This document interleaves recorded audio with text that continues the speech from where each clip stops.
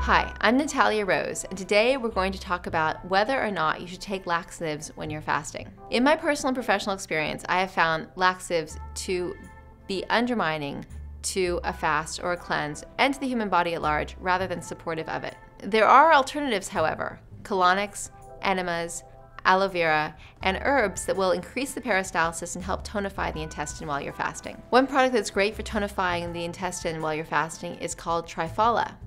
It literally means 3 fruits. Triphala will support the elimination without aggravating your intestine like a laxative will. What you need to know about laxatives is that laxatives are very irritating to the body and to the intestine while they're moving through. So the waste elimination that you have as a result of taking laxatives comes from the bowel being irritated and literally shaking off the waste that is in the intestine rather than the natural movement of the intestine and the peristaltic action pushing the waste through and out. It's a very different experience for the bowel. It's a very different result that you'll have when you have a true movement versus a movement that's triggered by taking laxatives.